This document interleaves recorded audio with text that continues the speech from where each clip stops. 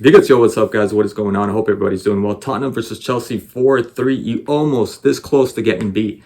This close to getting that draw. Easily would have gotten the draw. Tottenham would have deserved it too because they had several chances. They had chances with Sarr. They had chances with Solanke. Son, that one brilliant read that you had where Enzo ended up trusting the lineman to, to call an offside, and Son just like went with everything, took advantage of that ball, and just could not get it past the keeper. Oh, that right there would have been, an amazing goal, and right there would have cost Chelsea a lot of trouble. But again, gifting mistakes like that, and I think all three goals against Chelsea were gifted. They were huge mistakes from Chelsea. The two obviously from Cucurella. I don't know what was going on. Even the second one, you know what? That second one wasn't nothing about the cleats. That was just him hesitating in mid swing. He just stopped to think and said, "I'm not going to kick it," and too late, and you end up slipping, and then you end up blaming your cleats. Obviously, somebody else slipped later on. I think it was Colwell, Sancho. I don't know if it was Enzo, somebody else. Yeah, Caicedo maybe. I don't know, but gifted, and even the third one too. That third one was absolutely gifted by Joao Felix. Came in, had the legs. I don't know how Madison isn't the quickest or anything.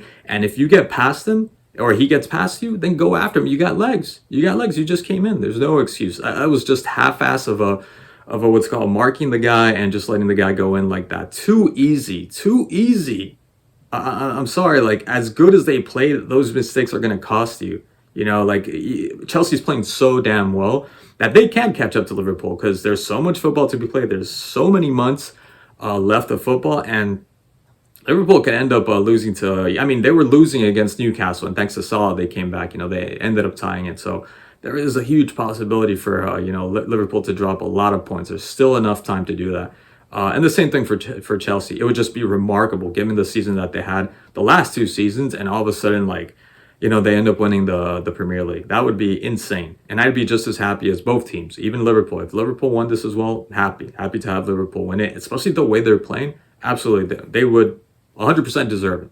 I would have no problem with that. But Chelsea, you guys were playing phenomenally in this game. I don't know what happened, those mistakes, especially in the attack. At one point when it was 3-2, it just seemed like the fourth one was going to come. It eventually did come, and then a fifth one was going to come, but it never came. So you got to keep going. Keep trying. Like, keep trying to find a way to score, Great performance by Sancho. Sancho had 2 assists.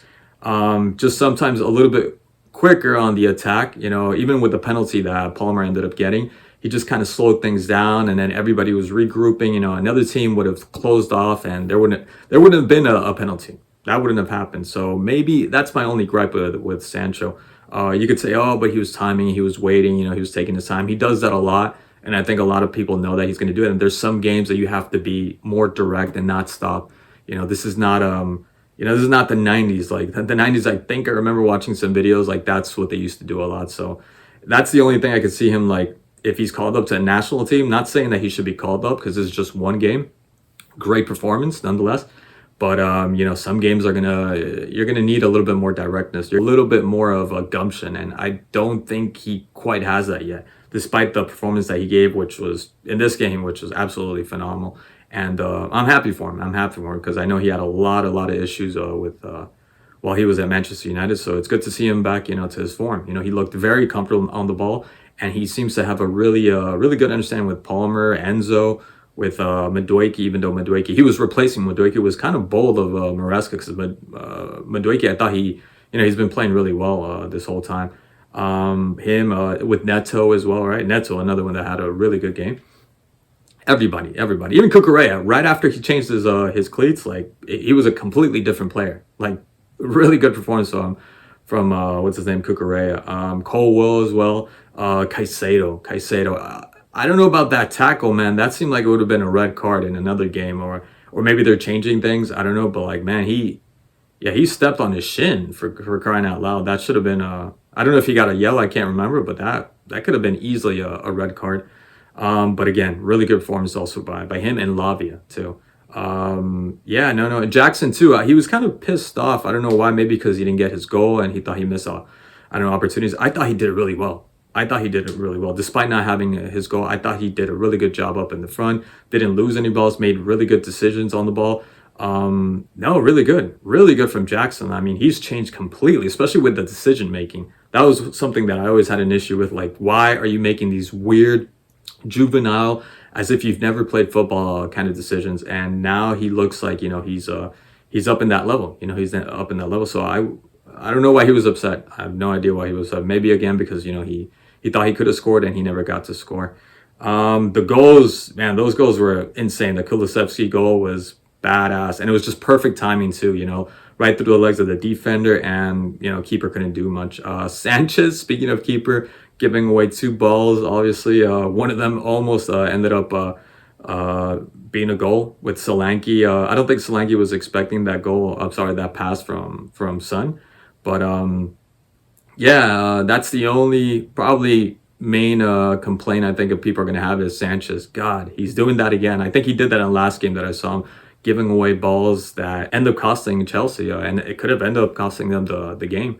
And the response to Chelsea with Sancho. What a goal! What a goal! That was such a good strike from Sancho. Palmer, of course, in the penalties. The first one, the second one, I thought the keeper was gonna already he was gonna block it, and then he ends up doing a nasty Panenka.